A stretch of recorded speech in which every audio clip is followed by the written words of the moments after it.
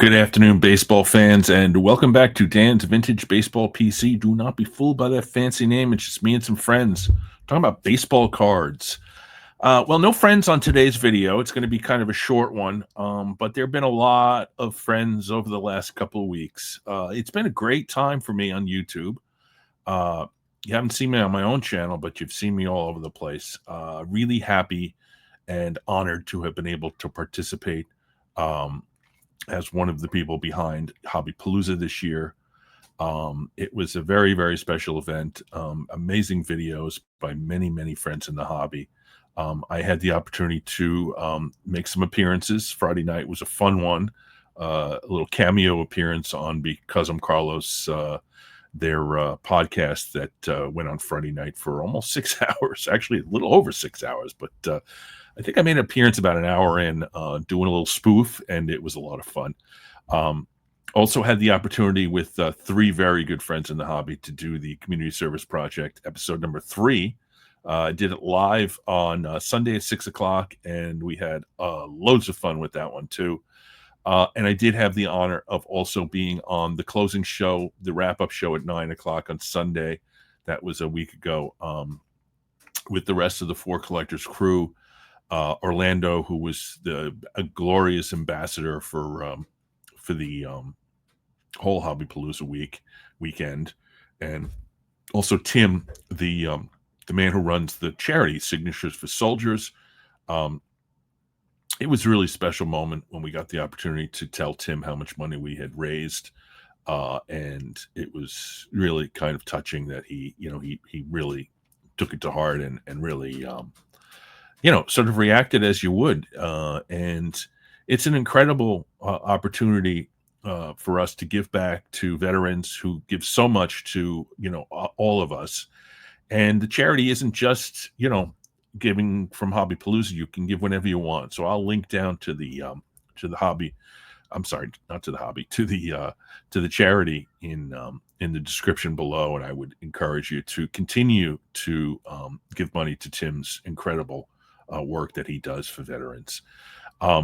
Also had a great opportunity to appear on the Classy Sports Dane's channel and do a little interview with about Warren Spahn. That was fun. I'll link to that also. And then on Four Collectors Thursday afternoon, I did an interview with Al and Andrew from Love of the Game Auctions. Incredible auction that they just opened up this week. And the interview went almost 2 hours because there's so much material in there, and I had to skip over stuff that I felt bad about skipping over. But there's just such incredible material in that auction, and I would encourage you, and I'll link below, to check that one out.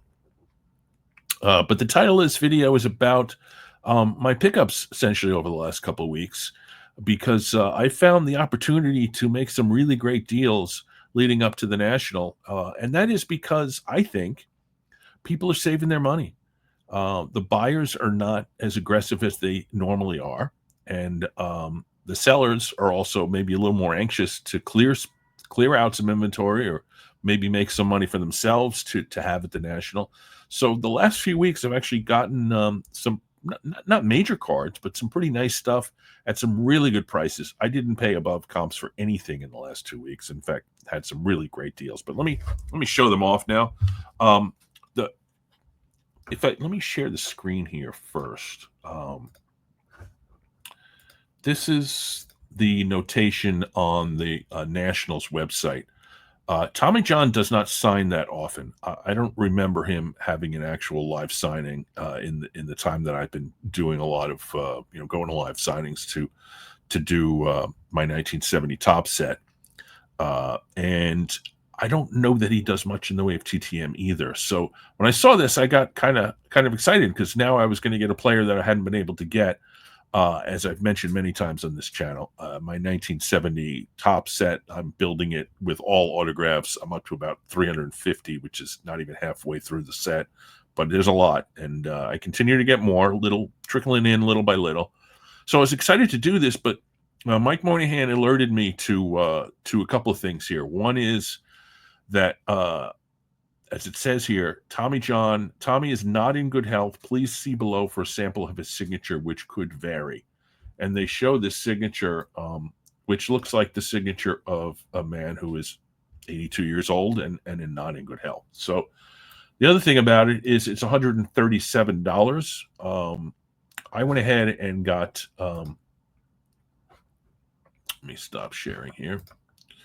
I went ahead and got this at Mike's suggestion. Went ahead and got this on eBay. Beautiful signature Tommy John, authentic, very clearly authentic. I went through and looked at all of his autographs, very clearly authentic, and it's the 1970 Topps. So this cost me $75. So I didn't spend $137, and I got a beautiful signature.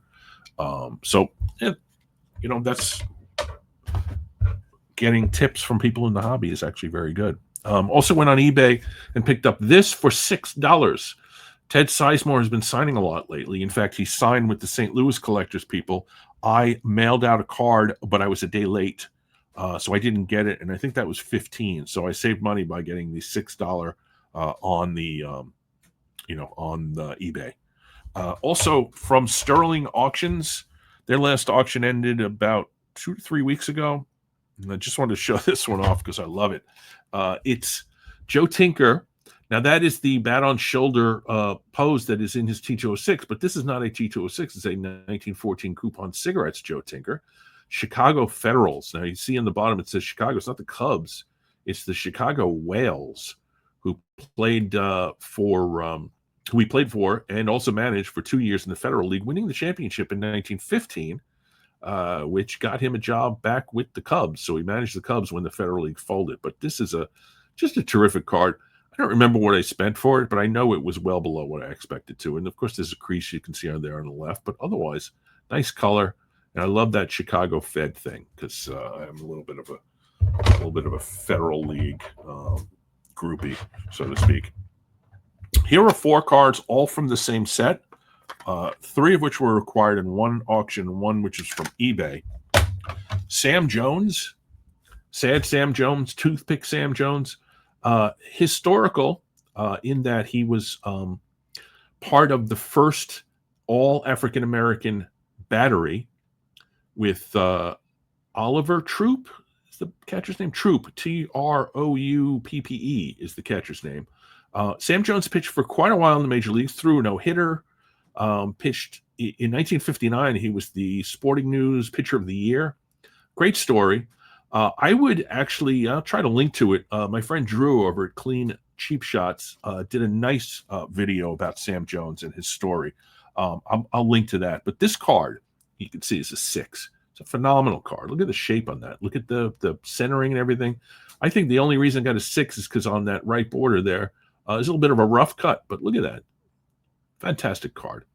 I paid $31 for this PSA 6.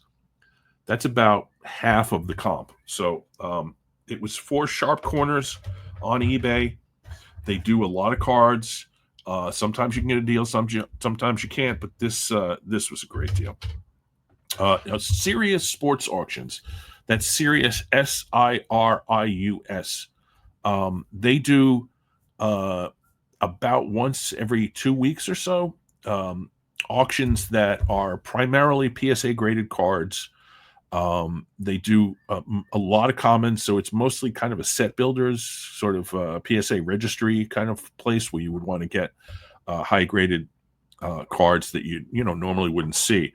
But and I purchased from them many times because they also have they have high end stuff. They do have SGC in the back of the auction. They sometimes have raw cards. They sometimes have autos. I've purchased from them many times over the years. But this particular auction closed.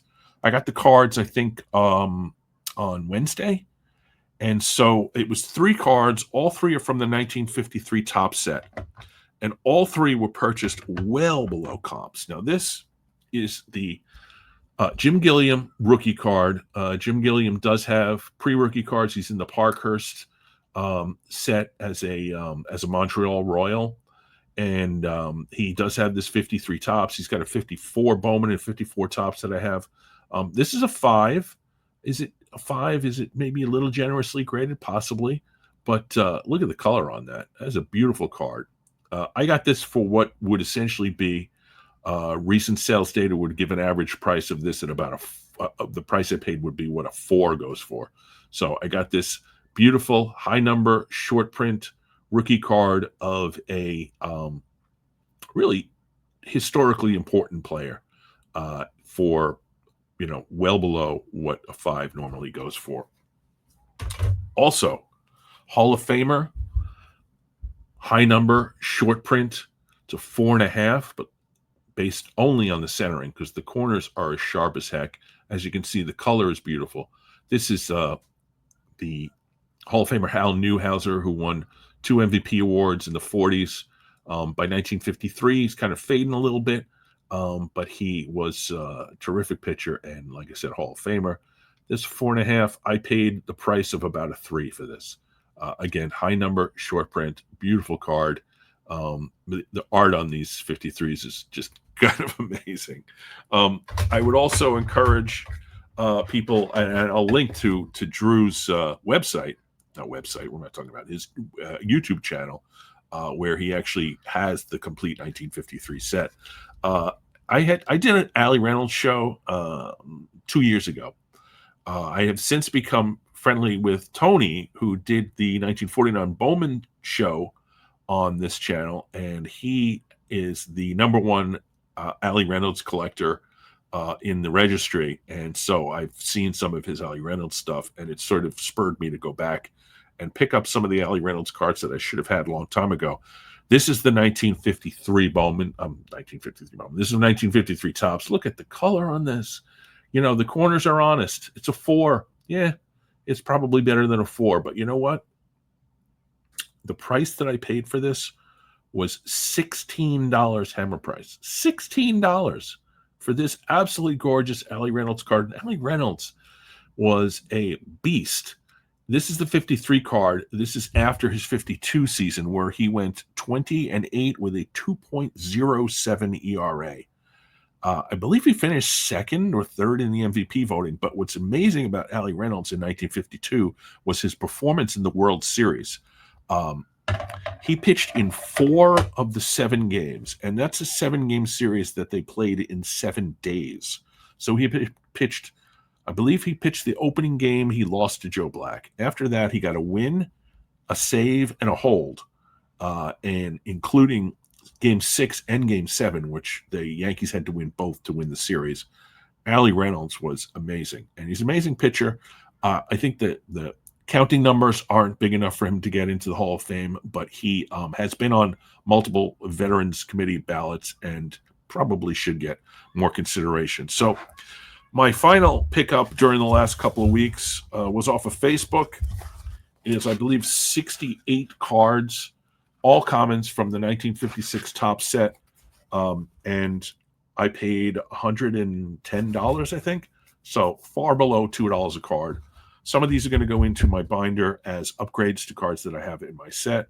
I have the complete 56 set. I would encourage you to go watch the video I did with Matthew, 56 Topps guy, and fantastic collector, and really enjoyed that one. Some of these are going to go into my set and then be replaced, but they will all ultimately go into my the inventory that I have when I sell at shows. I'm going to be selling at shows again back in September. The Brooklyn show is, I believe, September 26th, 27th. I'll talk about it later. But anyway, so that's the pickups that I've had over the last couple of weeks, and proving to me what I believed previously, which is it's a great time to buy cards the weeks up leading up to the National, because people just aren't buying, and you can get great deals. So there you go. Next year, look out for great deals the last 2 weeks before the National. So my national plans are: I am flying out Tuesday afternoon. I'm arriving early evening in Chicago. I'll be there Tuesday, all day Wednesday, Thursday, Friday, Saturday. Saturday night is the vintage trade night that the 4 collectors were hosting at inside of the National. So it's an official event. We are also having the Thursday night YouTube get together that is originally set up by Mike Moynihan, and now it's become this humongous event, which is fantastic. If I am there and you see me and we've never met, please introduce yourself. If we've met before, please come over and shake my hand and say hello. I really want to talk to people, um, that you don't get to see normally. And then I'm leaving, I guess Sunday afternoon, mid afternoon, maybe 1, 2 o'clock, I forget. But I may actually make an appearance Sunday morning at at the show itself if I do well enough moving cards during the vintage trade night. So looking forward to the national. Obviously, big event, lots going on. I'm going to be there for a long time, and so I hope to see many of my viewers there. Obviously, many of my friends from the hobby, and also just folks that never met before. It's always great to meet new friends. Um, so that's that. In terms of the channel, I do not have any interviews set up officially, but I've been talking to people. Probably going to start doing the interviews again in September. I've got some things going on. My family and I are going to go away for a little bit, and so videos for the next 6 weeks or so are going to be a little slow on this channel. I'll probably have a national update as I normally would, showing off what I've gotten. But basically just going to have a slow August in terms of video production here on the channel, but picking it back up again in September.